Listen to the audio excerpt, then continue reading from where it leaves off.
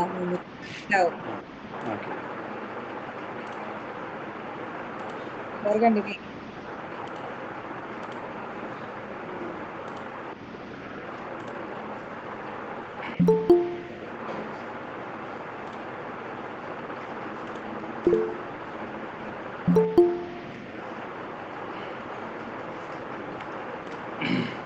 അപ്പോൾ നമ്മൾ കഴിഞ്ഞ ക്ലാസ്സിൽ 5 എലമെൻറ്റിനെ കുറിച്ചും അതിൻ്റെ എന്താ പറയുക ഇമ്പോർട്ടൻസ് ആയിട്ടുള്ള അതിൻ്റെ ഫേസസും എന്നുള്ള കാര്യങ്ങളൊക്കെ നമ്മൾ ഡിസ്കസ് ചെയ്തിട്ടുണ്ടായിരുന്നു.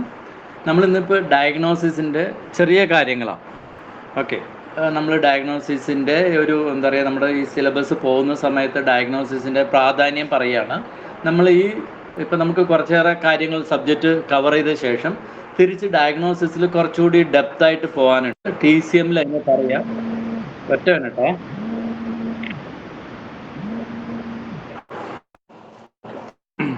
അപ്പം ഡയഗ്നോസിസ് എന്ന് പറയുന്നത് നമ്മൾ പൊതുവെ ഏത് ആൾട്ടർനേറ്റീവ് സിസ്റ്റം എടുത്തു കഴിഞ്ഞാലും TCM ആയിക്കോട്ടെ, സുജോക്ക് ആയിക്കോട്ടെ, ഇറിഡോളജി ആയിക്കോട്ടെ, ഓറിക്കുലർ തെറാപ്പി ആയിക്കോട്ടെ, ടുങ് അക്യുപഞ്ചർ ആയിക്കോട്ടെ, നിങ്ങളിങ്ങനെ ഒരുപാട് നമ്പർ ഓഫ് ആൾട്ടർനേറ്റീവ് സിസ്റ്റം ഉണ്ട്. ഇപ്പോൾ സിംഗിൾ നീഡിൽ സിസ്റ്റം നിങ്ങൾ എല്ലാത്തിനും വന്നിട്ട് ഏറ്റവും ബ്യൂട്ടിഫുള്ളായിട്ടുള്ളൊരു കാര്യം എന്ന് പറഞ്ഞു കഴിഞ്ഞാൽ അതിൻ്റെ ഡയഗ്നോസിസ് മെത്തേഡാണ്. അപ്പോൾ ഓരോന്നിനും അതിൻ്റേതായ ഡയഗ്നോസ്റ്റിക് സിസ്റ്റം ഉണ്ട്. ഇപ്പം നിങ്ങൾ സിംഗിളിലാണെങ്കിൽ ഒരു സ്ഥലത്ത് പൾസ് നോക്കുന്നു, ആ പൾസിലൂടെ തന്നെ ആ എലമെൻറ്റിനകത്തേക്ക് ഏത് എലമെൻ്റാണ് ഇംബാലൻസ്, നിങ്ങൾ അങ്ങനെയല്ലേ നോക്കാറ്? ഹലോ, ആരെങ്കിലും ഒന്ന് റെസ്പോണ്ട് ചെയ്യാവോ? അതോ നിങ്ങൾ 12 പൾസ് നോക്കുമോ? ഹലോ, എനിക്ക് കേൾക്കുന്നില്ല. ആരെങ്കിലും ഒന്ന് പറയാവോ? നിങ്ങൾ ഒരു സ്ഥലത്തല്ലേ പൾസ് നോക്കാറുള്ളൂ? എലമെന്റ്സ് നോക്കാറുണ്ട്. ഓക്കെ, അപ്പോൾ അത് ആക്ച്വലി വന്നിട്ട് ഇപ്പോൾ പൊതുവേ വന്നിട്ട് ഒറ്റ സ്ഥലത്ത് പൾസ് നോക്കുന്നത് സിംഗിളിൻ്റെ ഒരു സിസ്റ്റമായിട്ടും എലമെൻ്റൽ പൾസ് വന്നിട്ട് TCMൻ്റെ പാർട്ടായിട്ടാണ് പൊതുവേ നമ്മുടെ ഇന്ത്യയിൽ കൺസിഡർ ചെയ്യാറുള്ളത്. സോ അപ്പോൾ ഇതിനെല്ലാം വന്നിട്ട് വളരെയേറെ പ്രാധാന്യമാണ്. എന്താ വെച്ചാൽ എലമെൻറ്റിനെ നമുക്ക് നോക്കാൻ പറ്റും, ആ എലമെൻറ്റിൽ ഏതാണ് കൂടുതൽ ഏതാണ് കുറവെന്ന് നോക്കാൻ പറ്റും. ഇപ്പോൾ ശ്രീ രവിശങ്കറിൻ്റെ പണ്ട് വന്നിട്ട് ഒരുപാട് ആയുർവേദ ഷോപ്പുകൾ ഉണ്ടായിരുന്നു. നിങ്ങൾ അവിടെ പോയി കഴിഞ്ഞ് കഴിഞ്ഞാൽ അവർ പൾസ് നോക്കിയിട്ട് നമ്മളോട് പറയുന്നത് നമ്മുടെ ക്യാരക്ടറാണ് അവർ പ്രയോറിറ്റി കൊടുക്കുക. ഈ വരുന്ന വ്യക്തി അല്ലെങ്കിൽ ഈ പൾസ് നോക്കിയ വ്യക്തി വന്നിട്ട് ഏത് എലമെൻറ്റിൽ, അതായത് ഏത് ക്യാരക്ടറാണ് അദ്ദേഹം ക്യാരി ഫോർവേഡ് ചെയ്യുന്നത്. മാനേജറിയൽ കപ്പാസിറ്റി ഉള്ള ആളാണോ, അതോ വർക്കർ കപ്പാസിറ്റി ഉള്ള ആളാണോ, അതോ ഡോമിനേറ്റ് ചെയ്യുന്ന വ്യക്തിയാണോ, ഇങ്ങനെയുള്ള കാര്യങ്ങളാണ് ഇതേ പൾസിൽ നോക്കിയിട്ടുണ്ടായിരുന്നത്. പലരും വന്നിട്ട് പ്രഗ്നൻസി പൾസ് ഇവിടെ തന്നെ നോക്കും. അതേമാതിരി മറ്റേ അലോപ്പതിയിൽ പോയി കഴിഞ്ഞ് കഴിഞ്ഞാൽ അവർ നമ്മുടെ ഹാർട്ടിൻ്റെ ഫങ്ഷനാലിറ്റി ടെസ്റ്റ് ചെയ്യാൻ വേണ്ടി അതേ സ്ഥലത്ത് നോക്കും. ആയുർവേദത്തിൽ പോയാൽ വാതാപിത്ത കഫത്തിന് നോക്കും. ഹോമിയോയിൽ പോയി കഴിഞ്ഞാൽ അവർക്ക് വേറെ സിസ്റ്റം ഉണ്ട്. അതൊക്കെ ആൾമോസ്റ്റ് നോക്കുന്നത് ഒരേ സ്ഥലത്താണെങ്കിലും നമ്മൾ റീഡ് ചെയ്യുന്നത് ഡിഫറെൻറ്റ് കാര്യങ്ങളാണ്. എങ്ങനെയാണോ ഒരു മൊബൈലിൽ നമ്മൾ ഒരേ സ്ക്രീനിൽ തന്നെയാണ് നമ്പർ ഓഫ് കാര്യങ്ങൾ, ഇപ്പോൾ സിനിമ കാണാം, അതല്ലെങ്കിൽ അവിടെ ഒരു ഗെയിം ആക്കാം, അതല്ലെങ്കിൽ ടൈപ്പ് ചെയ്യാൻ ഉപയോഗിക്കാം, പാട്ട് കേൾക്കാൻ, പാട്ട് പാടാൻ, വിഷ്വലൈസേഷൻ, അങ്ങനെ ഒരേ സ്ക്രീനിനെ തന്നെ നമ്മൾ മൾട്ടിപ്പിൾ പർപ്പസ് ആയിട്ടാണ് നമ്മൾ ഉപയോഗിക്കുന്നത്. അതേമാതിരി തന്നെയാണ് TCMൽ നോക്കിക്കഴിഞ്ഞ് കഴിഞ്ഞാൽ, അല്ലെങ്കിൽ നമ്മുടെ ബോഡിയിൽ ഒരേ സ്ഥലം തന്നെ പലതിനെയും റെപ്രസെൻ്റ് ചെയ്യാൻ കഴിവുള്ള അമേസിങ് ബ്യൂട്ടിഫുള്ളായിട്ടുള്ള ഇന്നത്തെ കാണുന്ന എന്താ പറയുക ഐഫോണിനേക്കാളും ഐപാഡിനേക്കാളും ഒക്കെ വന്നിട്ട് ഭയങ്കരമായിട്ട് വർക്ക് ചെയ്യുന്ന ഒരു ശരീരമാണ്, അല്ലെങ്കിൽ മറ്റേ കമ്മ്യൂണിക്കേഷൻ റിസീവ് ചെയ്യുന്ന ഒരു സിസ്റ്റമാണ്, അല്ലെങ്കിൽ ഫങ്ഷണാലിറ്റി ചെയ്യുന്ന ഒരു മറ്റേ എന്താ പറയുക മനുഷ്യ ശരീരമാണ് നമുക്ക് ഉള്ളത്, പ്രകൃതിയാൽ നമുക്ക് കിട്ടിയിട്ടുള്ളത്. ഇത് മൃഗങ്ങൾക്കും ബാധകമാണ്. മൃഗങ്ങൾ നമ്മളെക്കാളും കുറച്ചുകൂടെ എന്താ പറയുക അവരവരുടെ ശരീരത്തിൻ്റെ കാര്യത്തിൽ മനുഷ്യന്മാരെക്കാളും മൃഗങ്ങൾ കുറച്ചുകൂടി എന്താ പറയുക നമ്മളെക്കാളും അറിവുള്ളവരാണ്. അവരവരുടെ ശരീരത്തിനെ എലമെൻറ്റിന് വൈസ് അവർക്ക് മറ്റേ എന്താ പറയുക സ്റ്റൊമക്കിലൊരു ഇഷ്യൂസ് വന്നു കഴിഞ്ഞാലോ വേറെ ഏതെങ്കിലും ഒരു ഇഷ്യൂസ് വന്നു കഴിഞ്ഞാൽ അവർക്ക് എങ്ങനെ അത് നാച്ചുറലായിട്ട് മാറ്റാം എന്നുള്ളത് സ്വമേധയാ നമ്മുടെ എപ്പോഴും ഭാരതീയ ചിന്താധാരയിൽ പറയാറുള്ളതാണ്. നമ്മുടെ പ്രകൃതിയിലുള്ള എല്ലാത്തിനും ഒരു സ്വബോധമുണ്ട്. പ്രജ്ഞാനം ബ്രഹ്മ എന്ന് പറയും. എല്ലാത്തിനും ഒരു സ്വബോധമുണ്ട്. അതുകൊണ്ടാണ് നായേനെയോ അല്ലെങ്കിൽ വേറെ ഏതെങ്കിലും മൃഗങ്ങളെയോ മനുഷ്യന്മാർക്ക് തന്നെ എല്ലാ കാര്യങ്ങളും ഒരാൾ പോയി പറഞ്ഞു കൊടുക്കേണ്ട ആവശ്യമില്ല. അവൻ ആ സമയം സാഹചര്യം വരുന്ന സമയത്ത് ഉള്ളിലുള്ള ആ ബോധത്താൽ പല കാര്യങ്ങളും പെർഫെക്റ്റ് ആയിട്ട് ചെയ്യും. ആ ബോധം പ്രോപ്പറായിട്ട് ഇല്ലാത്തവർ അബദ്ധങ്ങളും ചെയ്യും. സോ അതേമാതിരി ഈ TCMൻ്റെ വളരെ ഇമ്പോർട്ടൻ്റ് ആയിട്ടുള്ള എല്ലാ ആൾട്ടർനേറ്റീവ് സിസ്റ്റത്തിലും ഇമ്പോർട്ടൻ്റ് ആയിട്ടുള്ള ഒരു സാധനമാണ് ഡയഗ്നോസിസ് എന്ന് പറയുന്നത്. TCMലും അങ്ങനെ ഡയഗ്നോസിസ് ഉണ്ട്. അത് വന്നിട്ട് നമ്മൾ പലപ്പോഴും വന്നിട്ട് ക്ലയൻറ്റ് പറയുന്ന ഒരു ഇഷ്യൂസിനെ ഫോക്കസ് ചെയ്ത് മാത്രമായിരിക്കില്ല, മറിച്ച് അതിനുള്ള റൂട്ട് കോസും കൂടിയിട്ടാണ് നമ്മൾ എടുക്കുക. അപ്പോൾ ചില ക്ലയൻസൊക്കെ ഇടുപ്പ് വേദനയായിട്ട് വരുന്ന സമയത്ത് നമ്മൾ പലപ്പോഴും വന്നിട്ട് ക്ലയൻറ്റിന് കയ്യിലോ കാലിലോ ഒക്കെ നീഡിൽ ചെയ്യുന്ന സമയത്ത് അവർക്കതൊരു ഒരു എന്താ പറയുക, എന്താടാ അത് ഇടുപ്പ് വേദന എന്ന് പറഞ്ഞ് വരുന്ന സമയത്ത് ഇയാൾ കയ്യിൽ കുത്തുന്നു അല്ലെങ്കിൽ കാലിൽ കുത്തുന്നു എന്തായാലും നിങ്ങളുടെ ഏതെങ്കിലും ക്ലയൻറ്റ് നിങ്ങളോട് ചോദിക്കുക തന്നെ ചെയ്തിട്ടുണ്ടാവും. സോ ഇത് വന്നിട്ട് നമ്മൾ പറഞ്ഞ് കേൾക്കുമ്പോഴേക്ക് സുഖമുള്ള ഒരു സിസ്റ്റമായി തോന്നുകയാണെങ്കിൽ പോലും പലപ്പോഴും വന്നിട്ടൊരു എന്താ പറയുക, പരസ്പര ബന്ധമില്ലാത്ത രീതിയിലായിരിക്കും നമ്മളുടെ ഈ ഡയഗ്നോസിസ് ഒക്കെ പോവുക. അവർ പറയുന്നതിനായിരിക്കില്ല നമ്മൾ പ്രയോറിറ്റി കൊടുക്കുക, മറിച്ച് നമ്മൾ റൂട്ടിലേക്ക് പോയി അപ്പോൾ അവർ പറഞ്ഞതും നമ്മളുടെ ഡയഗ്നോസിസും തമ്മിൽ ചിലപ്പോൾ ആ ക്ലയൻറ്റിന് പോലും ശരിക്കും മനസ്സിലാക്കാൻ പറ്റാത്ത രീതിയിലായിരിക്കും നമ്മൾ പോകുന്നുണ്ടാവുക. അതുമാത്രമല്ല, നമ്മളിപ്പോൾ ഡയഗ്നോസിസ് ചെയ്ത് കഴിഞ്ഞിട്ട് ക്ലയൻറ്റിനെ ട്രീറ്റ്മെൻറ്റ് ചെയ്യാൻ പോകുന്ന സമയത്ത് മറ്റേ അപ്രോച്ച് വന്നിട്ട് ഡിഫറെൻറ്റ് രീതിയിലായിരിക്കും. ഇപ്പോൾ ഞാനൊരു ക്ലയൻറ്റിനെ നോക്കിയിട്ട് ഞാൻ ഡയഗ്നോസ് അല്ലെങ്കിൽ നിങ്ങൾക്ക് എല്ലാവർക്കും വന്നിട്ട് ഇന്ന എലമെൻറ്റിൽ ഇന്ന പ്രോബ്ലം ആണെന്ന് പറഞ്ഞു കഴിഞ്ഞാൽ ഈ അപ്രോച്ച് മറ്റേ എല്ലാവരും ഒരേമാതിരി ആയിരിക്കില്ല പോകുന്നുണ്ടാവുക. ഡിഫറെൻറ്റ് മെത്തേഡായിരിക്കും ഓരോരുത്തരും സെലക്ട് ചെയ്യാം. അതുകൊണ്ടാണ് സയൻറ്റിഫിക്കലി ഇതിനെ പ്രൂവ് ചെയ്യാൻ പോലും നമുക്ക് കുറച്ച് ബുദ്ധിമുട്ട്. ഒരു എക്സാമ്പിൾ എങ്ങനെ പറയുകയാണെങ്കിൽ, ഇപ്പം നമ്മൾ പാലക്കാട്ടിലേക്കോ അല്ലെങ്കിൽ നിങ്ങൾ എവിടെയെങ്കിലും ഒരു സ്ഥലത്തേക്ക് പോവുകയാണ്. ഇപ്പോൾ നിങ്ങൾ ഉള്ള സ്ഥലത്ത് നിന്ന് നിങ്ങൾ ഡൽഹിയിലേക്ക് പോവുകയാണെങ്കിൽ നിങ്ങൾക്ക് നിറയെ ഓപ്പർച്യൂണിറ്റീസ് ഉണ്ട്, വഴികൾ നിറയുണ്ട്. ഇൻ കേസ് ഡ്രൈവിംഗ് ചെയ്ത് പോവുകയാണെങ്കിൽ പോലും നിങ്ങൾക്ക് ഒരുപാട് ഗൂഗിൾ മാപ്പ് കണ്ടമാനം വഴി കാണിക്കും. ഒരു വഴി തെറ്റിക്കഴിഞ്ഞാൽ പോലും ആൾട്ടർനേറ്റീവായിട്ട് അടുത്തുള്ള വഴി കാണിക്കുന്നു പോകുന്നത് പോലെ ദ ഓപ്ഷൻസ് എന്നുള്ളത് നമ്മുടെ പ്രകൃതിയിലുള്ള എല്ലാത്തിനും മൾട്ടിപ്പിൾ ഓപ്ഷനാണ്. ഒന്ന് ദാഹിക്കുന്നു എന്ന് പറഞ്ഞാൽ കുടിക്കാൻ മൾട്ടിപ്പിൾ ആയിട്ടുള്ള സാധനങ്ങളുണ്ട്, വിശക്കുന്നു എന്ന് പറഞ്ഞാൽ കഴിക്കാനും മൾട്ടിപ്ലിസിറ്റി ഉണ്ട്. എല്ലാത്തിനും അങ്ങനെയാണ്. ഒരു മാങ്ങ എന്ന് പറഞ്ഞു കഴിഞ്ഞാൽ എത്ര വിധത്തിലുള്ള മാങ്ങകളുണ്ട്. ഒരു കാക്കയാണെങ്കിൽ പോലും പലതരത്തിലുള്ള കാക്കകളുണ്ട്.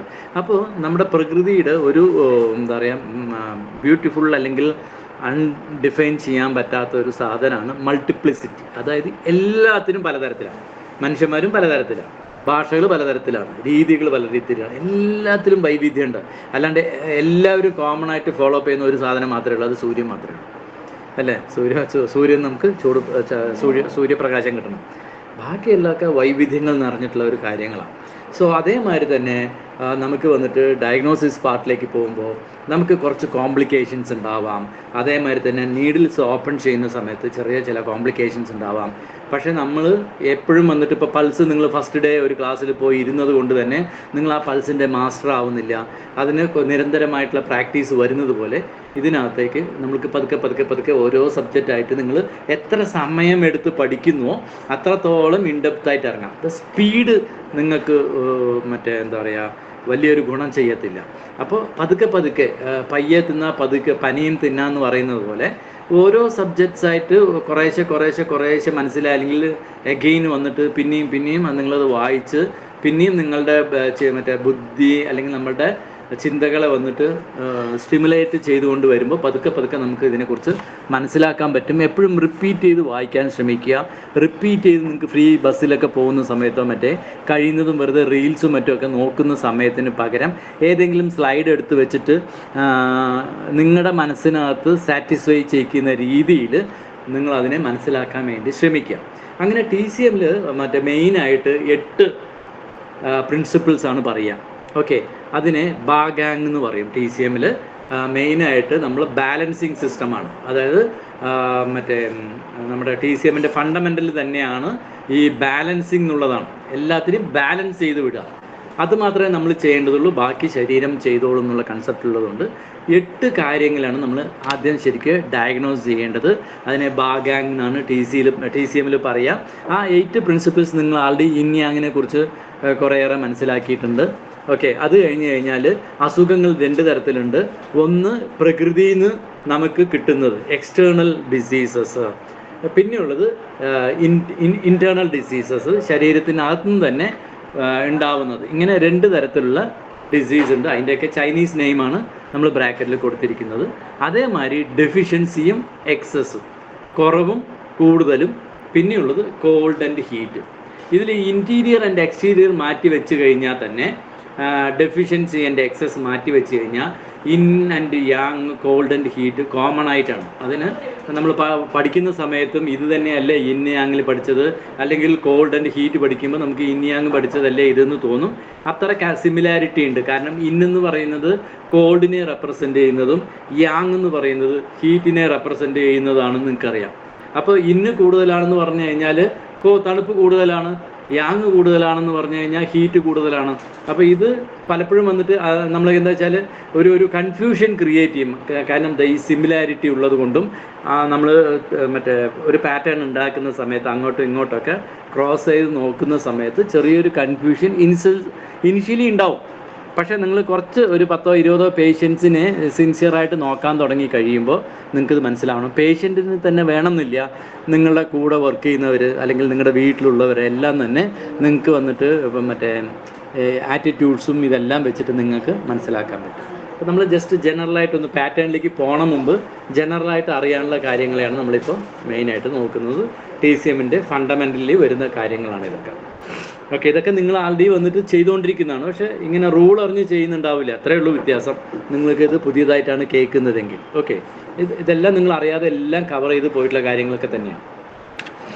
The symptom of functional disturbances or illness are analyzed with reference to these 8 diagnostic criteria. നമ്മുടെ ശരീരത്തിനുണ്ടാവുന്ന എല്ലാ ബുദ്ധിമുട്ടുകളും നമ്മൾ സമ്മറൈസ് ചെയ്ത് വരുന്ന സമയത്ത് ഈ 8 കൊണ്ടുവരും.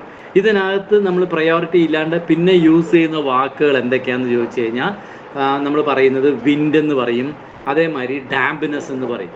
ബാക്കിയൊക്കെ ആൾമോസ്റ്റ് ഈ 8 തന്നെയാണ് വരിക. പിന്നെ എപ്പോഴെങ്കിലും റയറായിട്ട് വിടുമ്പോൾ നമുക്ക് പാറ്റേണിൽ പോകുമ്പോൾ നോക്കാം അതിനെക്കുറിച്ചിട്ട്. ഓക്കെ, പക്ഷേ ആ ഡാംപ്നെസ് ഒന്ന് മനസ്സിലാക്കാണ്ട് നിങ്ങൾക്ക് ആ ഡാംപ്നെസ്സിനെ പോലും നിങ്ങൾക്ക് ഇതിനകത്ത് കൺവേർട്ട് ചെയ്തിട്ട് മനസ്സിലാക്കാൻ പറ്റും. ഞാൻ പറഞ്ഞു വരുന്നത് എന്തെങ്കിലും ബുദ്ധിമുട്ടുണ്ടെങ്കിൽ അൺമ്യൂട്ട് ചെയ്ത് പറയണേ. കാരണം ഇനിയുള്ള സബ്ജക്ട്സ് ഒരു ഫ്ലോ ഉണ്ടാവില്ല ഈ ഡയഗ്നോസിസ് സൈഡ് വരുന്ന സമയത്ത്. പാറ്റേണിൽ പോകുമ്പോൾ കുറച്ചുകൂടി ഈസി ആവും. പക്ഷേ അതിന് മുമ്പ് ഈ ടെർമിനോളജി നമ്മളൊന്ന് അറിഞ്ഞു വെക്കണം മാത്രം. അപ്പോൾ അത് ചാനൽസിൽ ഉള്ളതാണെങ്കിലും ശരി, ഓർഗണിലുള്ളതാണെങ്കിലും ശരി, എല്ലാ ഡിസ്റ്റർബൻസസും നമ്മൾ ഈ പാറ്റേണിലേക്ക് മാറ്റുന്നതാണ് TCMലെ ഡയഗ്നോസിസ് പാർട്ടിൽ ഏറ്റവും ഇമ്പോർട്ടൻറ്റ്. അങ്ങനെ ഡയഗ്നോസിസ് ചെയ്യുന്ന സമയത്ത് TCMനെ സംബന്ധിച്ചിട്ട് പൾസ് മാത്രമല്ല ഒരു ഡയഗ്നോസ്റ്റിക് സിസ്റ്റം.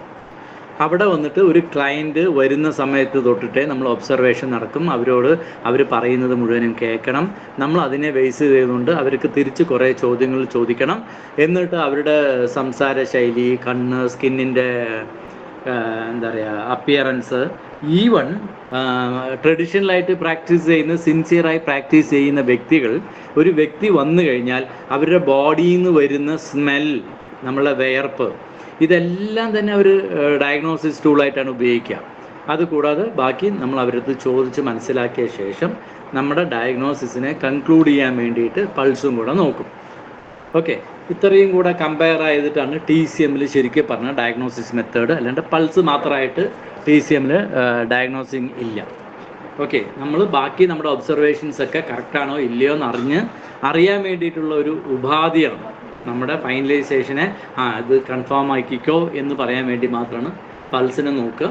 പൊതുവേ ആദ്യത്തെ സിറ്റിംഗ് എടുക്കുന്ന സമയത്ത് കുറേയേറെ ടൈം ക്ലയൻറ്റിന് സ്പെയർ ചെയ്യണം ആസ് പെർ TCM.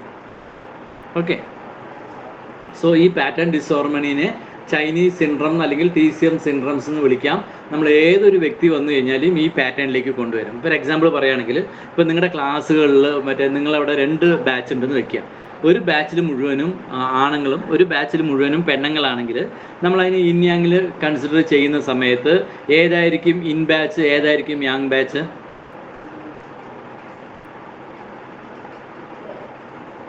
ഹലോ, ക്ലാസ്സിൽ ആരെങ്കിലും ഉണ്ടോ? അൺമ്യൂട്ട് ചെയ്തെന്ന് പറയാമോ?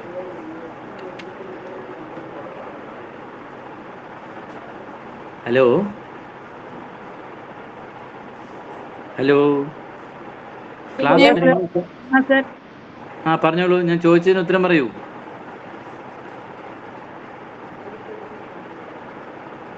എല്ലാരും വെറുതെ പേരിന് മൊബൈൽ ഓൺ ചെയ്ത് വെച്ചിട്ട്. ഇന്ന് ജെൻസ് അല്ലേ? അതറിയില്ല, നിങ്ങൾ പറയണം. നിങ്ങളാണ് പറയേണ്ടത്. ഞാൻ ചോദ്യം ചോദിച്ചാൽ ഞാൻ പറയാൻ പാടില്ലല്ലോ. എന്നോട് തിരിച്ച് ചോദിക്കരുത്, എനിക്കറിയില്ല. ഇന്ന് ബോയ്സും യാങ് ഗേൾസും. ഉറപ്പാ? ആണോ? ബാക്കി ആരെങ്കിലും ഒന്ന് ഉത്തരം പറയാവോ? 6 പേരില്ലേ, 5 പേരില്ലേ? ഇന്ന് ഗേൾസ് യാങ് ബോയ്സും അല്ലേ, അങ്ങനല്ലേ? നിങ്ങളാ പറഞ്ഞത്, എന്നോട് ചോദിക്കരുതേ. ഫീമെയിൽ ജെൻസ് ആണ്. ഓക്കെ, നമുക്കതിന് പിന്നെയും ഡിവൈഡ് ചെയ്തോടെ? ആണുങ്ങളുടെ ബാച്ചിൽ പോയിട്ട് തന്നെ അതിനകത്ത് ഇനി അങ്ങ് ഡിവൈഡ് ചെയ്യാൻ പറഞ്ഞാൽ പറ്റുമോ? ആക്റ്റീവ്നെസ്സിൽ നോക്കാം നമുക്ക്, അല്ലെങ്കിൽ ക്ലാസ്സിൽ പഠിക്കുന്ന കുട്ടികളുടെ കണക്ക് വെച്ച് നോക്കാം, അല്ലെങ്കിൽ വികൃതി കാണിക്കുന്ന ആളുകളെ വെച്ച് ഡിവൈഡ് ചെയ്യാം. അങ്ങനെ നമുക്ക് നിറയെ മറ്റേ ഇത് ചെയ്യാൻ പറ്റും. ഓക്കെ, സോ നമുക്ക് ഡയഗ്നോസിസിൽ പോകുന്ന സമയത്ത് നമ്മളിങ്ങനെ ഡിവൈഡ് ചെയ്ത് ഓരോന്നിനെയും ഓരോ പാറ്റേൺ ആക്കും, അത്ര തന്നെ ഉള്ളൂ. ഓക്കെ, അപ്പോൾ നമ്മൾ കഷ്ടപ്പെട്ട് പഠിക്കരുത്, ഇഷ്ടപ്പെട്ട് പഠിച്ചു കഴിഞ്ഞാൽ എളുപ്പത്തിൽ മനസ്സിലാവും. പിന്നെ ദയവായിട്ട് ക്ലാസ്സിൽ ശ്രദ്ധിക്കൂ. ഓക്കെ, എല്ലാവരും മൊബൈൽ ഓൺ ചെയ്ത് വെച്ചിട്ട് വേറെ നിങ്ങളുടേതായ തിരക്കുകളിൽ ദയവായിട്ട് ഇൻവോൾവ് ചെയ്യരുത്. ഓക്കെ, നമ്മൾ ഇതിനകത്ത് ആദ്യം വന്നിട്ട് ജസ്റ്റ് ജനറൽ ആയിട്ടൊന്ന് നോക്കാൻ പോകുന്നത്, നമ്മൾ ഡിസീസിനെ 2 എണ്ണം ഉണ്ടെന്ന് പറഞ്ഞു. മെയിനായിട്ട് അതിൽ ഇൻറ്റേർണൽ ആൻഡ് എക്സ്റ്റേണൽ എന്ന് പറഞ്ഞിട്ട് 2 എണ്ണമാണ് പറഞ്ഞിരിക്കുന്നത്. ഓക്കെ, ഇൻറ്റേർണൽ ഇഷ്യൂസ് എന്ന് പറയുകയാണെങ്കിൽ നമ്മളുടെ ഇൻറ്റേർണൽ ഓർഗൻസ് അല്ലെങ്കിൽ ഇൻറ്റേർണൽ എലമെൻസുമായിട്ട് ബന്ധപ്പെട്ടിട്ട് അത് മെറീഡിയൻ വൈസിലായിക്കാവാം, അതല്ലെങ്കിൽ ഓർഗൻ വൈസ് ആവാം, അല്ലെങ്കിൽ ടിഷ്യൂ വൈസ് ആവാം. ഇതിലേതെങ്കിലും ഓർഗണിന് പുറത്തുനിന്നുള്ള അറ്റാക്കിന് ശേഷമോ അല്ല അറ്റാക്ക് കാരണമോ അതല്ലെങ്കിൽ ഇൻറ്റേർണലി ഡെവലപ്പ് ചെയ്യുകയോ ചെയ്യുന്നതിനെയൊക്കെ ഇൻറ്റേർണൽ ഡിസീസ് എന്ന് നമ്മൾ പറയും. ഇപ്പോൾ എക്സാമ്പിൾ വന്നിട്ട് അത് അധികവും ഈ ഇൻറ്റേർണൽ ഡിസീസൊക്കെ വന്നിട്ട് നമുക്ക് പെട്ടെന്ന് നമുക്ക് തിരിച്ചറിയാൻ പറ്റില്ല. ഇപ്പോൾ ഒരു എക്സാമ്പിൾ പറയുകയാണ്, ഇപ്പോൾ ക്യാൻസർ എന്ന് പറയുന്നത് 99% വന്നിട്ട് ഇൻറ്റേർണലായിട്ടാണ് ഡിസീസ് ഫോം ആവണത് അല്ലേ. അതൊരു പുറത്തുനിന്നുള്ള സാധനങ്ങൾ, വൈറൽ അറ്റാക്കോ ബാക്ടീരിയയുടെ പ്രശ്നങ്ങളോ ഫംഗസിൻ്റെയോ അല്ല, മറിച്ച് കൂടുതലും വന്നിട്ട് ഇൻറ്റേർണലി ഡെവലപ്പ് ചെയ്യുന്നതാണ്. അതുകൊണ്ട് തന്നെ അത് നമുക്കൊരു ക്രോണിക് സ്റ്റേജ് ആകുന്ന സമയത്തെ അസുഖത്തിനെ കുറിച്ച് നമുക്ക് അറിയത്തുള്ളൂ, അതിങ്ങനെ ഒരു അസുഖം ഉണ്ടായി എന്ന് പറഞ്ഞത്. ഒരു ഡയബറ്റിക് പേഷ്യൻസ് അത് ഇൻറ്റേർണൽ ഇഷ്യൂസാണ്. ഒരു ഡയബറ്റിക് പേഷ്യൻറ്റിന് ഇന്ന് ഒരാൾക്ക് വന്നിട്ട് പെട്ടെന്ന് ബ്ലഡിൽ ഷുഗർ ലെവൽ കൂടുതലാണെങ്കിൽ അന്ന് തന്നെ അയാൾക്കറിയില്ല. കുറേ ദിവസങ്ങൾ കഴിയുമ്പോൾ അദ്ദേഹത്തിൻ്റെ യൂറിനേഷനോ അല്ലെങ്കിൽ അദ്ദേഹത്തിൻ്റെ ബോഡി ഹീറ്റോ അതല്ലെങ്കിൽ വിശപ്പോ അല്ലെങ്കിൽ ഒരുപാട് മറ്റേ എന്താ പറയുക ഓവറായിട്ട് തടി വയ്ക്കുകയോ അല്ലെങ്കിൽ ഓവറായിട്ട് തടി കുറയുകയോ അങ്ങനെ കുറേ സിംറ്റം ഉണ്ട്. ഈ സിംറ്റങ്ങൾ വരുമ്പോഴേക്കും തന്നെ കുറേ മാസങ്ങളോളം ആയിട്ടുണ്ടാവും അദ്ദേഹത്തിന് അസുഖം വന്നിട്ട്. അപ്പോൾ ഒട്ടുമിക്ക ഇൻറ്റേർണൽ അസുഖങ്ങളും വന്നിട്ട് ക്രോണിക് ആയാലേ നമുക്ക് അറിയാൻ പറ്റുള്ളൂ, സ്റ്റാർട്ടിങ്ങിൽ മനസ്സിലാക്കാൻ പറ്റില്ല. ഒരു മുട്ടുവേദനയൊക്കെ വന്ന് തുടങ്ങുന്ന സമയത്ത് അവർക്ക് കുറേ ദിവസം കഴിഞ്ഞിട്ടാണ് അത് റിസംബ്ലൻസ് വരിക. അതിന് മുമ്പ് ചെറിയ സ്വെല്ലിംഗ് ആയിരിക്കാം, അല്ലെങ്കിൽ നടക്കുന്ന സമയത്ത് ചെറിയ ശബ്ദമായിരിക്കാം, അല്ലെങ്കിൽ ഒരു കളർ ചേഞ്ച് ആയിരിക്കാം. അങ്ങനെ ഗ്രാജുവലിയാണ് ഈ സിംറ്റം നിങ്ങളെ ബോഡി ശരീരത്തിനോട് പറയുമ്പോഴേക്കും തന്നെ കുറേ ദിവസങ്ങൾ കഴിഞ്ഞിട്ടുണ്ടാവും. അതേമാതിരി സ്കിന്നിനകത്ത് ഒരു ഇഷ്യൂസ് വരികയാണെങ്കിൽ എക്സ്റ്റേണലുണ്ട് ഇൻറ്റേർണലുണ്ട്. ഇൻറ്റേർണലൊക്കെയാണ് വരുന്നതെങ്കിൽ ഇത് ഒരുപാട് സമയം കൊണ്ടാണ് ഇത് വരുന്നത്. അപ്പോഴേക്കും ആ അസുഖം ക്രോണിക് ആയിരിക്കും. അപ്പോൾ പൊതുവേ ഇൻറ്റേർണൽ അസുഖങ്ങളെല്ലാം തന്നെ ക്രോണിക് ആയിരിക്കും. ആർക്കും വന്നിട്ട് ഇപ്പം തന്നെ അസുഖം വന്നു എന്നുള്ളത് അറിയാൻ പറ്റില്ല. ഓക്കെ, അത് നമ്മൾ റിസംബ്ലൻസ് എങ്ങനെയൊക്കെയാണ് ചെയ്യുക? പെയിനായിട്ടോ അല്ലെങ്കിൽ ബുദ്ധിമുട്ടുകളായിട്ടോ ബോഡി ടെമ്പറേച്ചറായിട്ടോ അല്ലെങ്കിൽ നമ്മുടെ നമ്മുടെ എന്താ പറയുക ഗ്യാസ് റിലേറ്റഡ് ആയിട്ട് ഇഷ്യൂസോ അങ്ങനെ. അതല്ലെങ്കിൽ റിബല്ലസ് എന്ന് പറയുന്നത് നമ്മളിപ്പോൾ അറിയില്ലേ, റിബൽ നമ്മൾ കമ്മ്യൂണിസ്റ്റ് പാർട്ടിയിലൊക്കെ നമ്മൾ എപ്പോഴും ഉപയോഗിക്കുന്ന ഒരു വാക്കാണ്, അവൻ റിബല്ലാണെന്ന് പറയും. എന്താണ് റിബൽ എന്ന് പറഞ്ഞു കഴിഞ്ഞാൽ നോർമലായിട്ട് പോകുന്നതിൻ്റെ ഓപ്പോസിറ്റ് വരിക. അപ്പോൾ നമ്മൾ ആഹാരം വായിലൂടെ കഴിച്ച് സ്റ്റൊമക്കിലേക്ക് പോകണം, അതാണ് നോർമലായിട്ട് പോകേണ്ട ഒരു മെത്തേഡ്. അതിന് പകരം കഴിച്ച ആഹാരമോ അല്ലെങ്കിൽ കുറേ നേരം കഴിഞ്ഞിട്ടോ വയറിനകത്ത് നിന്ന് അകത്തേക്ക് പോകുന്നതിന് പകരം തിരിച്ച് പുറത്തേക്ക് വരിക. മനസ്സിലാവുണ്ടോ? വോമിറ്റിംഗ്, അത് റിബല്ലസ് എന്നാണ് പറയുക. അതായത് ഓപ്പോസിറ്റ് സൈഡിലേക്കാണ് അത് വരുന്നത്. എല്ലാവരും മുന്നോട്ട് പോകുമ്പോൾ ഒരാൾ മാത്രം ബാക്കിലോട്ടേക്കാണ് നടക്കുന്നതെങ്കിൽ അവൻ റിബല്ലാണ്. എല്ലാവരും ഒരു 9 പേരുണ്ട് അല്ലെങ്കിൽ 10 പേരുണ്ട്, കൂടുതൽ ഒരാൾ ഒഴിച്ച് ബാക്കിയുള്ളവരെല്ലാം ഒരു കാര്യത്തിന് ഒരു സൊല്യൂഷൻ കണ്ടുപിടിച്ച് പോകുമ്പോൾ അവൻ ഇതിൻ്റെ ഓപ്പോസിറ്റായി പറയുമ്പോൾ അവനെ നമ്മൾ റിബൽ എന്ന് പറയും. അപ്പോൾ യഥാർത്ഥത്തിൽ നടക്കേണ്ടതിന് പകരം നടക്കുന്നത്. ഇപ്പോൾ രാവിലെ നമുക്ക് ആക്റ്റീവായിട്ട് ഇരിക്കേണ്ട സമയമാണ്, രാത്രി നമ്മൾ മറ്റേ എന്താ പറയുക ഇന്നായിട്ട് മാറണം, എത്ര യാങ് ആണെങ്കിലും ശരി.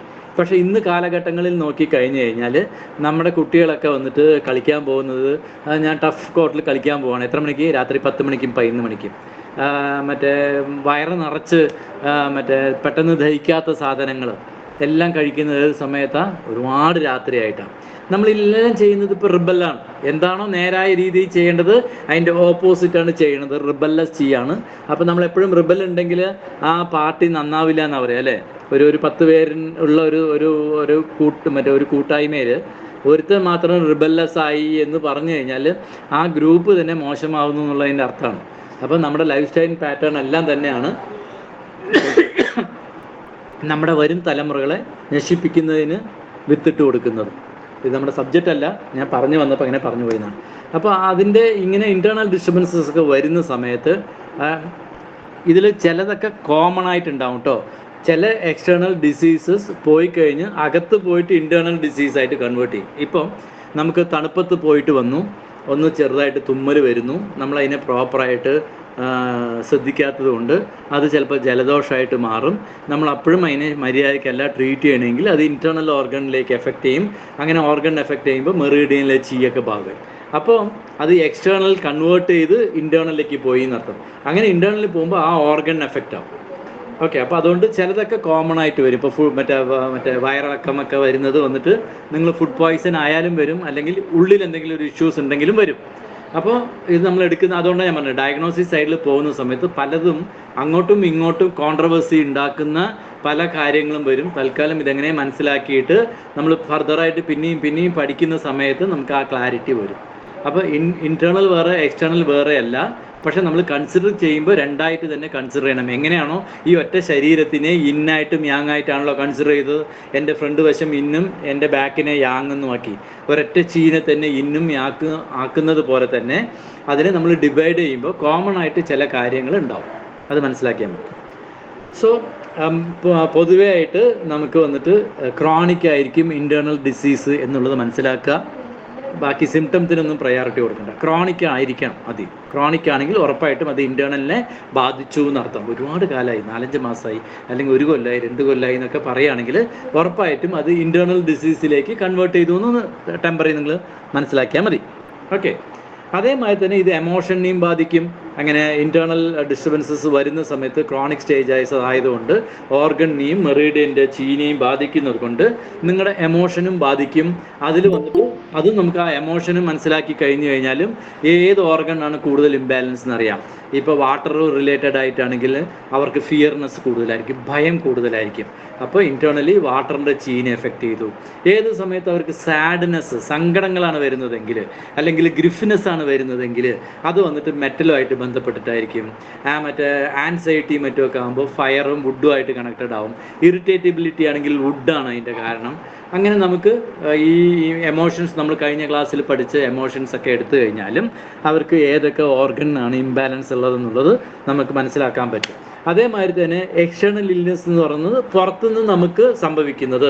ഒരു എക്സാമ്പിൾ, ഈ ഇപ്പോൾ പറഞ്ഞ പോലെ തന്നെ ഒരു മഴയത്ത് പോയിട്ട് വന്നു, അല്ലെങ്കിൽ വെയിലത്ത് പോയിട്ട് വന്നു, അതും അല്ലെങ്കിൽ വളരെ എൻവയോൺമെൻ്റലി നിങ്ങൾ കംഫർട്ടബിൾ അല്ലാത്ത ഒരു ബാത്റൂമിലോ അല്ലെങ്കിൽ വേറെ എവിടെയെങ്കിലും പോയി അവിടുന്ന് നിങ്ങൾക്ക് വന്നിട്ട് ഒരു ഇൻഫെക്ഷനോ എന്തെങ്കിലും സംതിങ് സംഭവിക്കുന്നു. അങ്ങനെയൊക്കെ വരുന്നത് വന്നിട്ട് ഇത് വന്നിട്ട് അക്യൂട്ടായിരിക്കും. അത് ക്രോണിക് സ്റ്റേജ് അല്ല, അക്യൂട്ടായിരിക്കും, പെട്ടെന്ന് വരുന്നതായിരിക്കും. ഇപ്പോൾ മഴയത്ത് ജലദോഷം വരുന്നതൊക്കെ വന്നിട്ട് പെട്ടെന്ന് വരികയാണ്. രാവിലെ ഒരു കുഴപ്പമുണ്ടായിരുന്നില്ല, ഒന്ന് പോയിട്ട് തണുത്ത സാധനം കഴിച്ചു, എന്തെങ്കിലും വീടെത്തുമ്പോഴേക്കും തന്നെ അത് ദഹിച്ച് കഴിയുമ്പോഴേക്കും തന്നെ ഇവിടെ ജലദോഷവും ചുമയും തുടങ്ങിയിട്ടുണ്ടാവും. സോ അത് ഇമ്മീഡിയറ്റ് ആയിരിക്കും.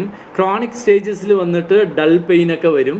അതേ സമയത്ത് അക്യൂട്ട് വന്നിട്ട് വളരെ പെട്ടെന്ന് എഫക്റ്റ് ചെയ്യും. അത് ആദ്യം എഫക്റ്റ് ചെയ്യുന്ന സ്ഥലങ്ങൾ വന്നിട്ട് മെയിനായിട്ട് നമ്മുടെ എക്സ്ട്രിമിറ്റീസും ജോയിൻസിലാണ് ഉണ്ടാവുക. ക്ലൈമറ്റിക്കൽ കണ്ടീഷനൊക്കെ വരുന്ന സമയത്ത് ഒരു മഴ പെയ്യുമ്പോഴേക്കും അവർ പറയാൻ തുടങ്ങും, ഇന്നലെ വരെ ഒരു കുഴപ്പമുണ്ടായിരുന്നില്ല, ഇന്ന് മഴ പെയ്യുമ്പോഴേക്കും എനിക്ക് കാലിൻ്റെ ആംഗിളിൻ്റെ അവിടെ വേദന വരാൻ തുടങ്ങി, അല്ലെങ്കിൽ നീല് പെയിൻ വരാൻ തുടങ്ങി എന്നൊക്കെ പറയുന്നില്ല, അല്ലെങ്കിൽ തലയ്ക്ക് ബുദ്ധിമുട്ട് തോന്നുക.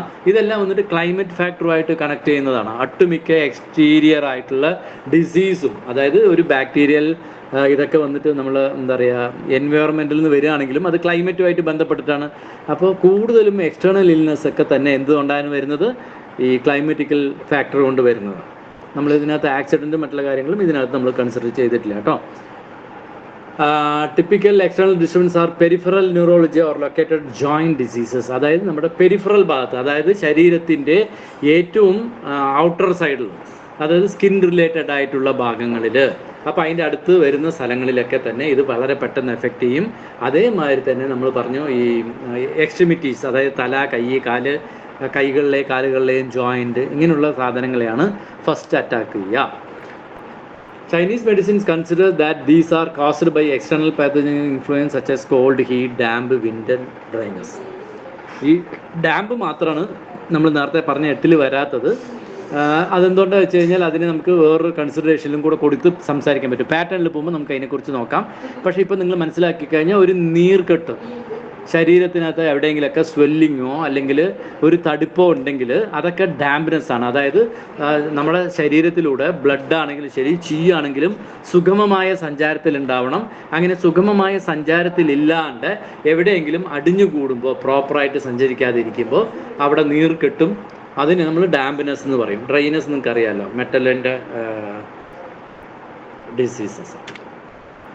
പിന്നെയുള്ളത് ഇപ്പോൾ ഇൻറ്റേർണൽ എക്സ്റ്റേണൽ ഏകദേശം ഒരു ധാരണ കിട്ടിയിട്ടുണ്ടാവും. നമുക്ക് ഫർദറായിട്ട് പാറ്റേണിൽ പോകുമ്പോൾ കുറച്ചുകൂടെ നമുക്ക് മനസ്സിലാക്കാൻ ശ്രമിക്കാം.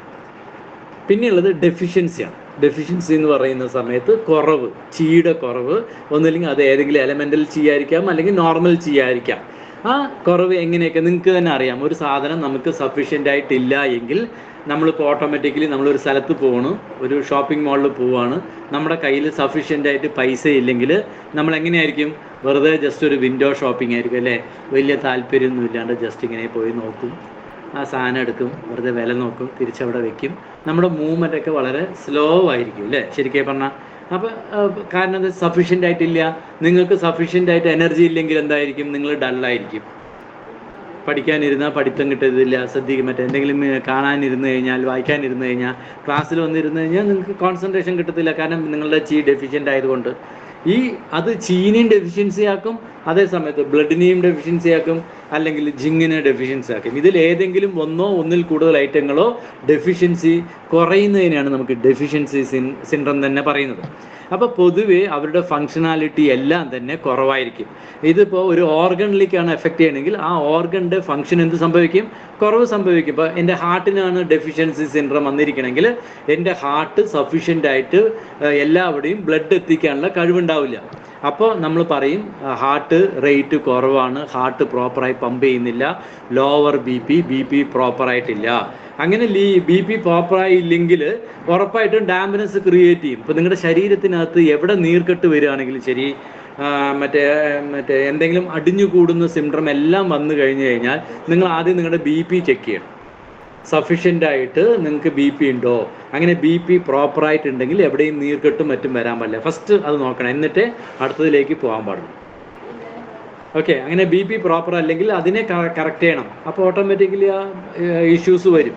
ഇപ്പോൾ പ്രായമാകുന്നവരിലൊക്കെ നീ പെയിനും അല്ലെങ്കിൽ കാലിൽ തരിപ്പ് വരുന്നതും അല്ലെങ്കിൽ ഭാരം കൂടുതൽ തോന്നിക്കുന്നതും അവരുടെ മൂവ്മെൻറ്റ്സ് കുറയുന്നതും ദഹനം കുറയ്ക്കുന്നത്, വിശപ്പ് കുറയുന്നതൊക്കെ വന്നിട്ട് ഡെഫിഷ്യൻസി സിൻഡ്രത്തിലാണ്. എല്ലാത്തിനും അവർക്ക് ഡെഫിഷ്യൻസി സംഭവിക്കും. ഓക്കെ,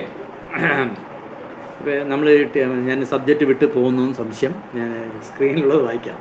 ഓക്കെ, സോ ഇതെല്ലാം തന്നെ നിങ്ങളുടെ മെറീഡിയനിലാണെങ്കിൽ ചീ സർക്കുലേഷൻ, അതേമാതിരി ബോഡിയിലാണെങ്കിൽ ബ്ലഡ് സർക്കുലേഷൻ, ഓർഗനിലാണെങ്കിൽ ആ ഓർഗനിൻ്റെ ഫങ്ഷനെ കുറയ്ക്കുന്നതിനെയാണ് നമുക്ക് ഡെഫിഷ്യൻസി സിൻഡ്രം എന്നുള്ള പേരിൽ വിളിക്കുന്നത്. അപ്പോൾ എന്തെങ്കിലും കുറവുണ്ടെങ്കിൽ ആ ഓർഗൻ മര്യാദയ്ക്ക് വർക്ക് ചെയ്യാൻ പറ്റില്ല, അതിൻ്റെ മുഴുവനായിട്ട് എഫേർട്ട് എടുക്കാൻ പറ്റില്ല. ഇപ്പോൾ നിങ്ങൾ വന്നിട്ട് ഒരു റണ്ണിങ് റേസിന് വരികയാണ്, ഓക്കെ, നിങ്ങളിപ്പോൾ എന്താ പറയുക നോമ്പെടുത്തിട്ടോ അതല്ലെങ്കിൽ ഒരുപാട് രാത്രി മുഴുവൻ ഉറക്കമൊഴിക്കാതെ നിങ്ങളുടെ എനർജിയൊക്കെ കൺസ്യൂം ചെയ്തിട്ട് വന്നിട്ട് നിങ്ങളൊരു മത്സരത്തിന് പാർട്ടിസിപ്പേറ്റ് ചെയ്ത് കഴിഞ്ഞാൽ നിങ്ങൾക്ക് പെർഫോം ചെയ്യാൻ പ്രോപ്പറായി പറ്റില്ല. കാരണം നിങ്ങൾക്ക് ചീ കുറവുള്ളതുകൊണ്ട് അപ്പോൾ എന്താണ് കുറവുള്ളത് കൊണ്ടാണ്. അപ്പോൾ ആ സമയത്ത് നിങ്ങൾക്ക് എല്ലാം എന്തൊക്കെ നിങ്ങൾക്ക് ബുദ്ധിമുട്ടുണ്ടെന്നുള്ളത് ആലോചിച്ചാൽ തന്നെ നിങ്ങൾക്കറിയാം. പൊതുവേ കോമണായി കണ്ടുവരുന്നത് കൂടുതൽ ക്ഷീണം, മനസ്സിലായി, അതേമാതിരി തന്നെ ദീർഘശ്വാസം വിടാനുള്ള ആറ്റിറ്റ്യൂഡ്സ്, അതേമാതിരി തന്നെ ഒരു എന്താ പറയുക ഡിസിനെസ്, ഒരു പ്രോപ്പറായിട്ട് ബ്രെയിനിൽ തിങ്കിങ് ചെയ്യാൻ പറ്റാണ്ടിരിക്കുക, അതേമാതിരി ബോഡിയുടെ മൂവ്മെൻറ്റ് പിന്നെ കുറവ് വരിക, ഓക്കെ, സ്കിന്നിന് വളർച്ചകൾ ഉണ്ടാവുക, അതേമാതിരി തന്നെ നാക്കിലും മറ്റുമൊക്കെ വന്നിട്ട് ഇതിൻ്റെ അതായത് ഡ്രൈനെസ് ഉണ്ടാവുക, മ്യൂക്കസ് മെമ്പറൻസ് വന്നിട്ട് പ്രോപ്പറായിട്ട് ആവശ്യത്തിന് ഇല്ലാണ്ടിരിക്കുക, അതല്ലെങ്കിൽ ഒരുപാട് ഹാർഡായിട്ട് വരിക.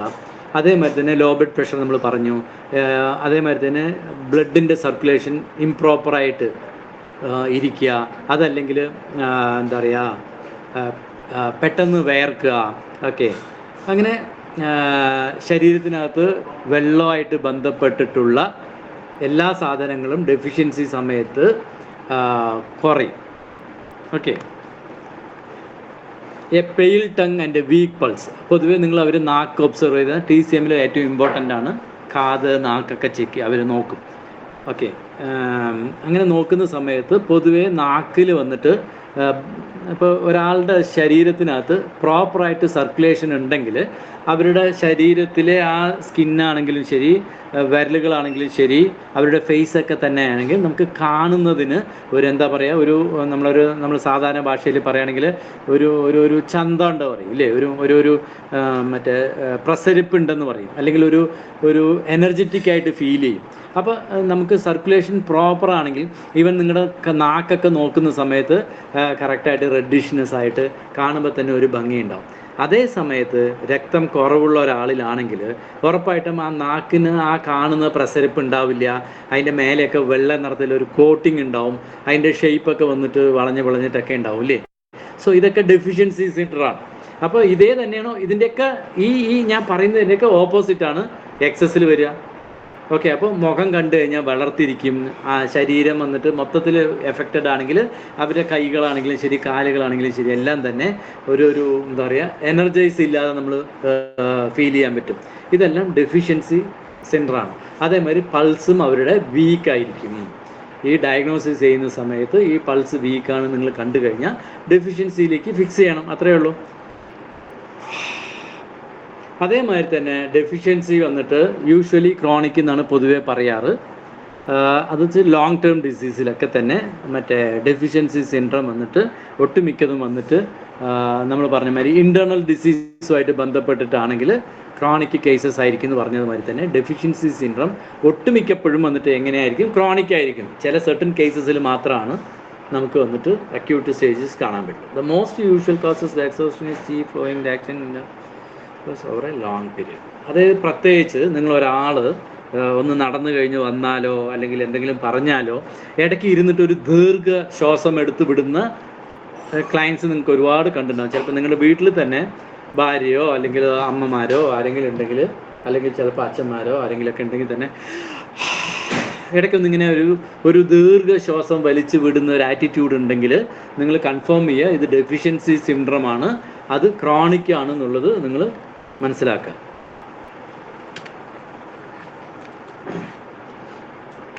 Okay. Disturbances of excess or qi എന്നാണ് ചൈനീസിൽ പറയുക. ഞാൻ ഇത്ര നേരം പറഞ്ഞതിൻ്റെ നേരെ ഓപ്പോസിറ്റാണ്. അതേമാതിരി ഞാൻ ഡീറ്റെയിൽ ആയിട്ട് വിവരിക്കേണ്ട ആവശ്യം ഉണ്ടാവില്ല എന്ന് വിചാരിക്കണം. അങ്ങനെയുള്ള ആളുകളിൽ വന്നിട്ട് മുഖമൊക്കെ വന്നിട്ട് തുടുത്തുണ്ടാവും അല്ലേ, ഓട്ടോമാറ്റിക്കലി സർക്കുലേഷൻ കൂടുതലാകുമ്പോൾ തുടുത്തിട്ടുണ്ടാവും. ശരീരത്തിൻ്റെ ചില ഭാഗങ്ങളിലെല്ലാം തന്നെ അതേമാതിരി റെഡിഷ് സ്പോട്ടായിട്ടോ അല്ലെങ്കിൽ റെഡിഷ് നിറത്തിലോ കാണും. ഇതെല്ലാം എക്സസ് പാറ്റേണിൽ. ഓക്കെ. കോമൺ ആയിട്ടാണ് ഞാൻ പറയുന്നത്. നമ്മൾ പാറ്റേണിലേക്ക് പോകുമ്പോൾ പിന്നെയും സബ് ഡിവൈഡ് ചെയ്യുമ്പോൾ ഇതിനകത്ത് കുറച്ചുകൂടെ മാറ്റങ്ങൾ വരും. ജനറലായിട്ട് മനസ്സിലാക്കിക്കോളാം.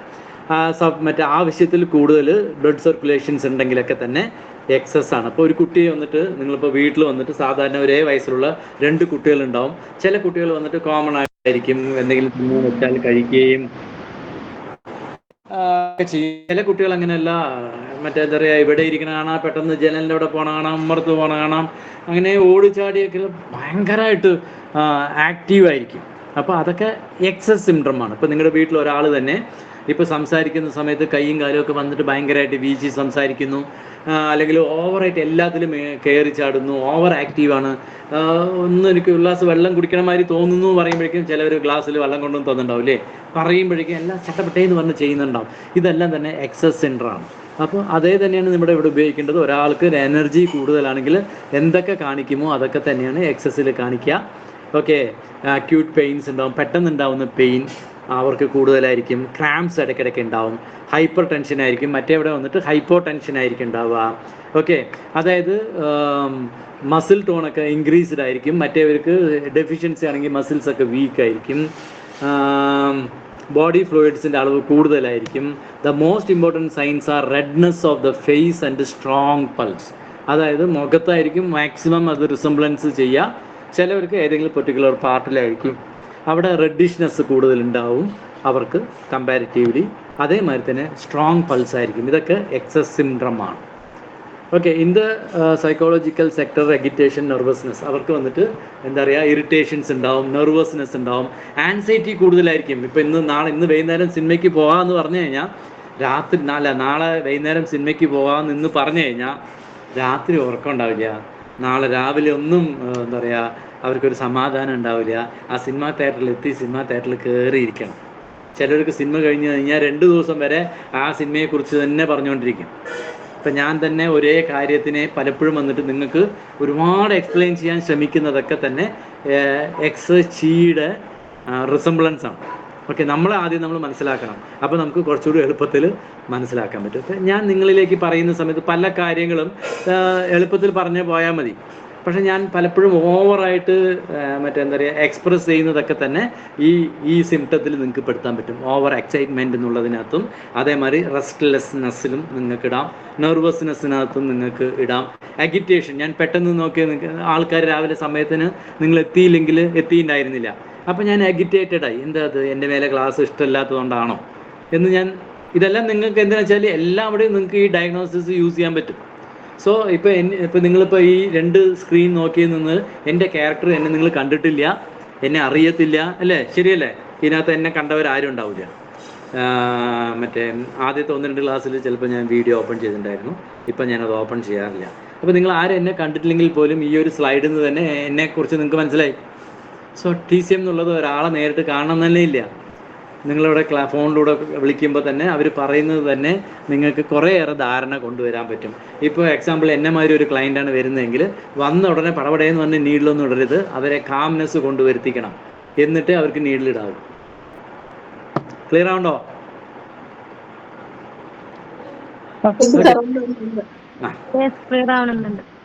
അവർക്ക് ഉറക്കക്കുറവുണ്ടാവും.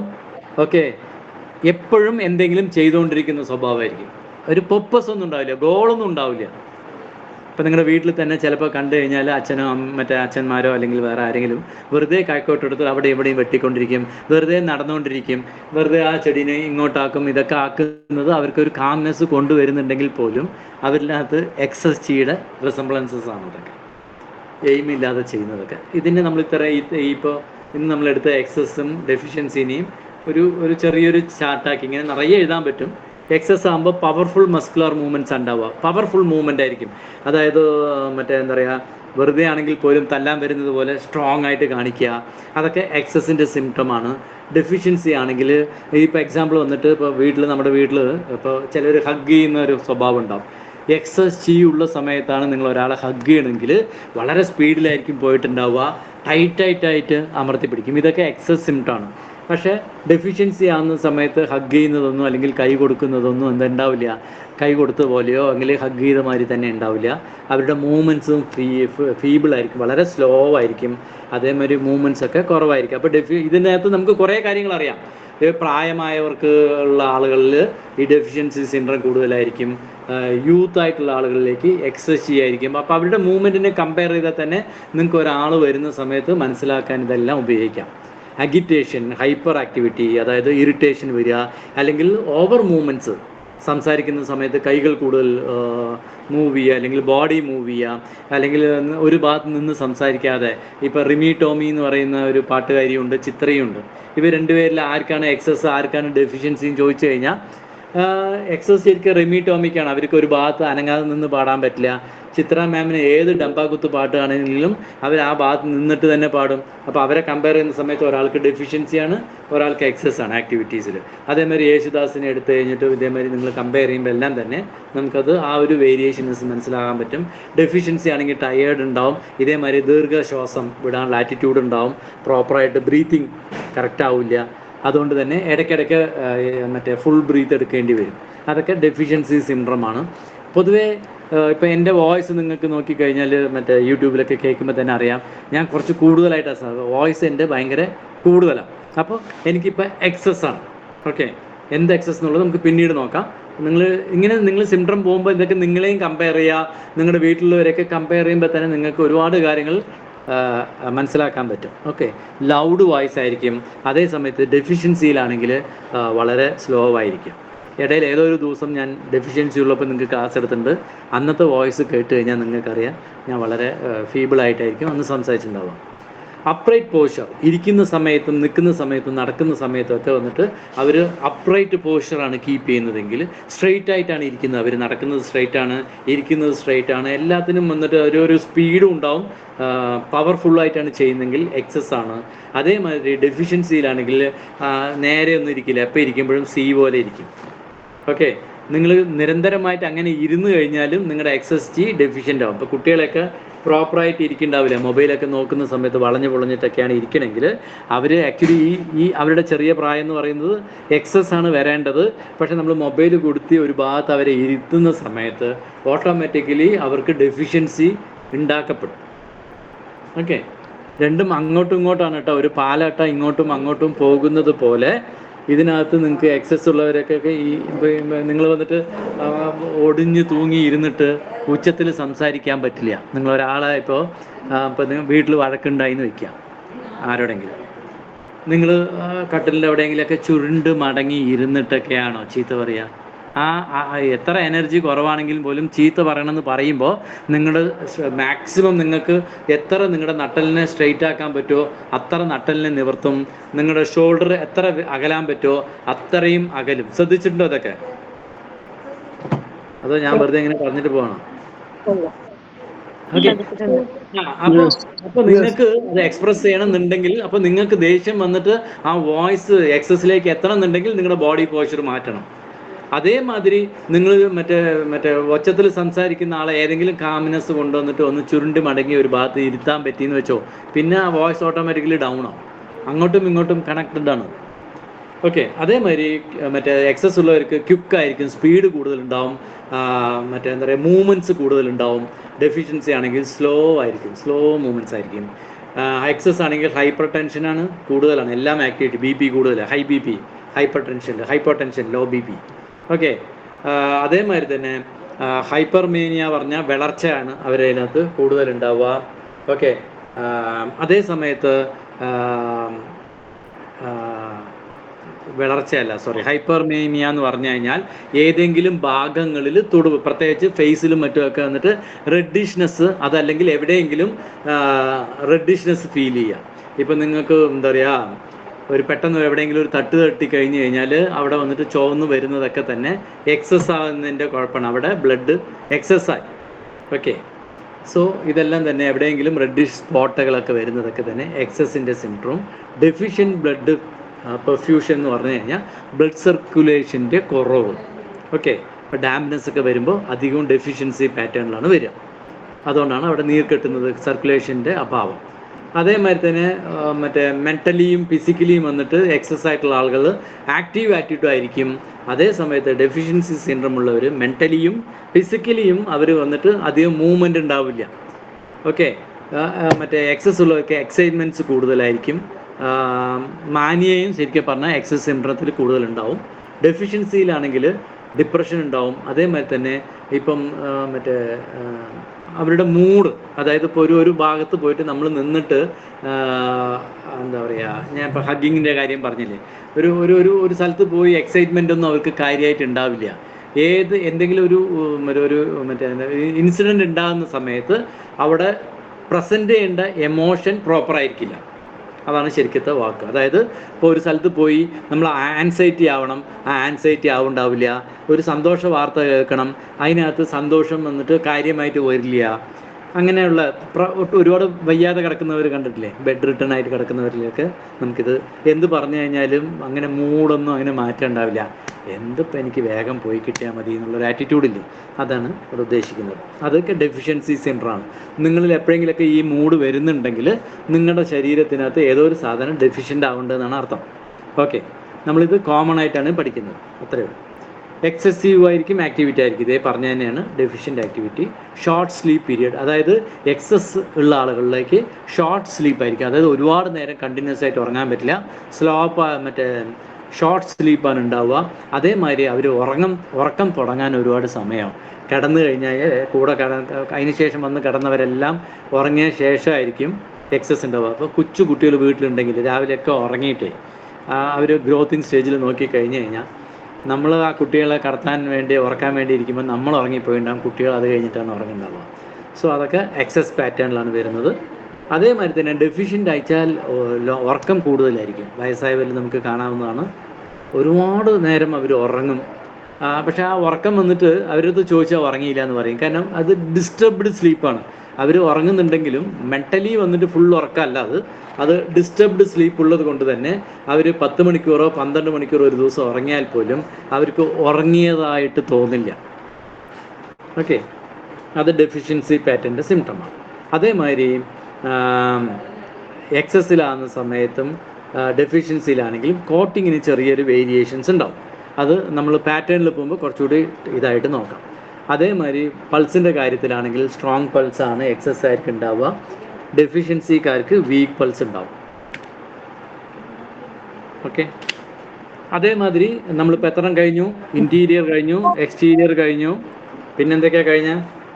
ഇപ്പോൾ ഏതാ കഴിഞ്ഞത്? എക്സസും ഡെഫിഷ്യൻസിയും. ഇനിയുള്ളത് കോൾഡും ഹീറ്റുമാണ്. നമ്മൾ ഇതിനെക്കുറിച്ച് ആൾറെഡി നിറയെ സംസാരിച്ച കാര്യങ്ങളാണ്. കോൾഡ് അല്ലെങ്കിൽ ഹാൻ എന്ന് പറയുന്നത് എക്സ്റ്റേണൽ പാത്തജനിൽ പെട്ട സാധനമാണ്. ഓക്കെ, അത് നമുക്ക് ശരീരത്തിനകത്ത് ചീ വീക്ക്നെസ് ആകുന്ന സമയത്ത് നമ്മുടെ ചീ ഡെഫിഷ്യൻ്റ് ആണെങ്കിൽ പെട്ടെന്ന് കോൾഡ് അറ്റാക്ക് ഉണ്ടാവും. ഓക്കെ, അത് നിങ്ങൾക്കറിയാം. കോൾഡ് വന്നു കഴിഞ്ഞാൽ ശരീരത്തിലെ കൈയും കാലുകൾ അല്ലെങ്കിൽ എക്സ്ട്രിമിറ്റീസിനകത്ത് പതിവിൽ കൂടുതലായിട്ടുള്ള തണുപ്പുണ്ടാവും. അതേമാതിരി തന്നെ വിളർച്ച ഉണ്ടാവും. ഓക്കെ, പിന്നെന്താണ്, യാങ് ചി വന്നിട്ട് വീക്കാവും. ഇതൊക്കെ കോൾഡ് സിംറ്റം തന്നെയാണ്. ഇതിൻ്റെ ഓപ്പോസിറ്റാണ് ഹീറ്റ്. ഇതിനെക്കുറിച്ച് പലപ്പോഴും നമ്മൾ പറഞ്ഞതുകൊണ്ട് കൂടുതൽ പോകുന്നില്ല. പാറ്റേണിലേക്ക് പോകുമ്പോൾ നമുക്ക് നോക്കാം. അതേമാതിരി തന്നെ കോൾഡ് പാറ്റേണിൽ മൂത്രം നിറയെ പോവും. അത് അധികവും വന്നിട്ട് എങ്ങനെയാണ് പോവുക? കൂടുതൽ വെള്ള നിറത്തിൽ പോവും. ഓക്കെ, അങ്ങനെ പോകുന്ന സമയത്ത് കോൾഡ് പാറ്റേൺ. ഇപ്പോൾ നിങ്ങൾ മൂത്രം ഒഴിക്കുന്ന സമയത്ത് കുടിച്ച വെള്ളം പോലെ തന്നെയാണ് പോകുന്നതെങ്കിൽ ഇൻറ്റേർണലി അത് കോൾഡ് ഡിസ്റ്റർബൻസസ് ആണ്. അങ്ങനെയുള്ള സമയങ്ങളിൽ വന്നിട്ട് മൂത്രത്തിന് അധികം നിറം മാറ്റം ഉണ്ടാവില്ല. അതേ സമയത്ത് ഹീറ്റ് പാറ്റേണിലാണെങ്കിൽ സ്മെല്ലും കൂടുതലായിരിക്കും, കളർ ചേഞ്ചും കൂടുതലായിരിക്കും. ഓക്കെ, കോൾഡിൻ്റെ നേരെ ഓപ്പോസിറ്റ് തന്നെയാണ് ഇതൊക്കെ. നമുക്കിതിന് അത്ര ഇമ്പോർട്ടൻസ് കൊടുക്കേണ്ട, നമുക്ക് പിന്നീട് പാറ്റേണിലേക്ക് പോകുമ്പോൾ അത് നോക്കാം. ഓക്കെ, അതിൽ ഞാനത് അപ്പോഴും എക്സ്പ്ലെയിൻ ചെയ്ത കാര്യമാണ്. പൊതുവെ അതിനെ ഒരു പാറ്റേൺ ആക്കുന്ന സമയത്ത് ഹീറ്റുള്ളവർക്ക് അധികവും റെഡ് ഫേസ് ഉണ്ടാവും. കോൾഡാണ് സിംറ്റമെങ്കിൽ പെയിൽ ഫേസ് ആണ്. റെഡിഷ്നെസ് സ്കിന്നിലുണ്ടാവും. ഓക്കെ, അതേമാതിരി തന്നെ കോൾഡ് പാറ്റേണിലാണെങ്കിൽ പെയിലാണ് ഉണ്ടാവുക. ശരീരത്തിനകത്ത് എക്സ്ട്രിമിറ്റീസിനകത്തൊക്കെ കൈയൊക്കെ തൊടുന്ന സമയത്ത് കാലിൽ തലയിലൊക്കെ എക്സസ് ചൂട് ബാക്കിയുള്ള ഭാഗങ്ങളെക്കാളും വാംനെസ് കൂടുതലുണ്ടെങ്കിൽ അത് ഹീറ്റ് സിംറ്റം. അതിന് നേരെ തിരിച്ചാണെങ്കിൽ അത് കോൾഡ് സിംറ്റം. പനി, ശരീരത്തിനകത്ത് ചൂട് തൊടുമ്പോഴേക്കും ഫീലിംഗ് ഹോട്ട്, നമുക്ക് ചൂട് തോന്നുക, തൊടുമ്പോഴേക്കും ചൂട് വരുന്നതെല്ലാം തന്നെ ഹീറ്റ് സിംറ്റവും. തൊടുന്ന സമയത്ത് ശരീരത്തിനകത്ത് പനിയിൽ തന്നെ 2 വിധമുണ്ട്. ഒന്ന്, ശരീരം നമുക്ക് തൊടുമ്പോൾ ചൂട് തോന്നും, ഇനിയൊന്ന് ഒരുപാട് തണുപ്പ് തോന്നും. ഓക്കെ, സോ അത് കോൾഡ് പാറ്റേൺ ആണ്. ഫീലിംഗ് ഹീറ്റ് ടൈപ്പ് ആണെങ്കിൽ നമുക്ക് വന്നിട്ട് വേറെ എന്തെങ്കിലും പുതച്ച് തരുന്നതിനോടൊക്കെ നമുക്ക് ബുദ്ധിമുട്ടുണ്ടാവും. പനി വരുന്ന സമയത്ത് പലപ്പോഴും കുട്ടികൾ പറയാറുണ്ട് പുതയ്ക്കാൻ സമ്മതിക്കില്ല, ഫാൻ ഇടാൻ പറയും, ഇല്ലേ? അതൊക്കെ ഹീറ്റുമായിട്ട് കണക്റ്റഡ് ആണ്. ചിലപ്പോൾ പനി വരുമ്പോൾ പുതപ്പ് മൂടി കമ്പിളിയൊക്കെ പൊതിച്ച് കിടക്കേണ്ട സിറ്റുവേഷൻസ് വരും. അത് മാത്രം തണുപ്പിനോട് കൂടുതൽ ഫേസ് ചെയ്യാൻ ബുദ്ധിമുട്ടുണ്ടാവും. ഓക്കെ, അതായത് നിങ്ങൾ ഇപ്പോൾ ഒരാളുടെ ബോഡി എക്സസ് ഹീറ്റ് ആണോ എന്ന് അറിയണമെന്നുണ്ടെങ്കിൽ തൊട്ടുപോലും നോക്കേണ്ട ആവശ്യമില്ല. അവർ കുളിച്ചിട്ട് വരുന്ന സമയത്ത് നിങ്ങൾ ബാത്റൂമിനകത്ത് ജസ്റ്റ് ഒന്ന് കയറി കഴിഞ്ഞ് കഴിഞ്ഞാൽ അതിനകത്ത് ചുടുവെള്ളത്തിൽ കുളിച്ച് പച്ചവെള്ളത്തിലാണ് കുളിച്ചെങ്കിൽ പോലും ആ ബാത്റൂമിനകത്ത് മുഴുവനും വന്നിട്ട് എന്താ പറയുക ഭയങ്കര ഹീറ്റായിരിക്കും. അങ്ങനെയുള്ള വ്യക്തികളൊക്കെ ഹീറ്റ് സിംറ്റംസിലാണ് വരിക. കോൾഡുള്ള ആൾക്കാർക്ക് അങ്ങനെ വലുതായിട്ടുണ്ടാവില്ല. ഓക്കെ, അതേമാതിരി തന്നെ തണുത്ത വെള്ളം കുടിക്കാനുള്ള ആറ്റിറ്റ്യൂഡ്സ് അവർക്ക് കൂടുതലായിരിക്കും ഹീറ്റ് ബോഡിക്ക്. ഓക്കെ, കോൾഡ് ബോഡിക്കാണെങ്കിൽ ചൂടുവെള്ളമാണ് വേണ്ടത്, അത് നമുക്കറിയാവുന്ന കാര്യങ്ങളാണ്. അതേമാതിരി ഹീറ്റ് സിംപ്റ്റം ഉള്ളവർക്ക് യൂറിൻ പോകുന്ന സമയത്ത് സ്മെല്ല് കൂടുതലായിരിക്കും, ഡാർക്ക്നെസ് ഉണ്ടാവും. കോൾഡ് പാറ്റേണുള്ളത് ഡൈല്യൂട്ട് ആയിട്ടുള്ള യൂറിൻ ആയിരിക്കും, സ്മെല്ല് കുറവായിരിക്കും. ഓക്കെ, ഹീറ്റ് സിംപ്റ്റത്തിലാണെങ്കിൽ മറ്റേ കോൺസ്റ്റിപ്പേഷൻ ഉണ്ടാവും, അല്ലെങ്കിൽ മലമിറുകി പോകുന്ന സിറ്റുവേഷനാണ് ഉണ്ടാവുക. കോൾഡ് പാറ്റേണിലാണെങ്കിൽ മറ്റേ ലൂസായിട്ട് പോകുന്ന സിംപ്റ്റമാണ് ഉണ്ടാവുക. ഹീറ്റ് ഉള്ളവൻ്റെ ഹീറ്റ് ബോഡിയിലാണെങ്കിൽ ഫാസ്റ്റ് പൾസും കോൾഡിന് സ്ലോ പൾസുമാണ്. ടങ്ങിൻ്റെ കാര്യത്തിൽ റെഡിഷ്നെസ് കൂടുതലായിരിക്കും ഹീറ്റ് പാറ്റേണിന്, മറ്റേതിന് കോൾഡാണ്. കുറേ കാര്യങ്ങൾ നിങ്ങൾ നോക്കിക്കഴിഞ്ഞാൽ ഇതിലത്തേക്ക് നമുക്ക് അവിടെയും ഈ ഇൻറ്റേർണൽ മറ്റേ എക്സസിലും ഡെഫിഷ്യൻസിയിലും ഇന്നിലും യാങ്ങിലും ഒക്കെ നോക്കിയതായിട്ട് വരും. അപ്പോൾ നമ്മൾ റിപ്പീറ്റ് ചെയ്ത് പോകുന്ന സമയത്ത് നമുക്ക് പതുക്കെ പതുക്കെ ഇത് മനസ്സിലാക്കാൻ പറ്റും. ഓക്കെ, ഇനി യാങ്ങിനെ കുറിച്ച് ഞാൻ ഇതിനകത്ത് കൂടുതൽ പറയുന്നില്ല, നമ്മൾ ആൾറെഡി ആവശ്യത്തിൽ കൂടുതൽ പറഞ്ഞു കഴിഞ്ഞതാണ് കേട്ടോ. ഞാൻ ഈ സ്ലൈഡ് ഇട്ട് തരാം, ഇതിനെ ഡെഫൈൻ ചെയ്യാൻ നിൽക്കുന്നില്ല, കാരണം ഇതെല്ലാം ഇത്രയും സിംറ്റം ഇന്നിയാങ് മര്യാദയ്ക്ക് പഠിച്ചു കഴിഞ്ഞാൽ ബാക്കി 6 എണ്ണം നമുക്ക് വളരെ എളുപ്പമാണ്. ഇന്നിയാങ്ങിനെ നിങ്ങൾ തറായി കഴിഞ്ഞാൽ ബാക്കി 8 എണ്ണത്തിലത്തെ 6 എണ്ണവും നമുക്ക് എളുപ്പമായിട്ട് ഫോക്കസ് ചെയ്യാൻ പറ്റും. നമ്മളിനി system of channels and organs നമുക്ക് അടുത്ത ക്ലാസ്സിലേക്ക് നോക്കാം. അപ്പോൾ ഞാൻ ഈ ഇന്നിയാങ് എടുത്തത് വരെയായിട്ട് കൺസിഡർ ചെയ്യാണ്, കാരണം ഒരുപാട് പറഞ്ഞ് നിങ്ങളെ ബോറടിപ്പിക്കാനും പാടില്ലല്ലോ.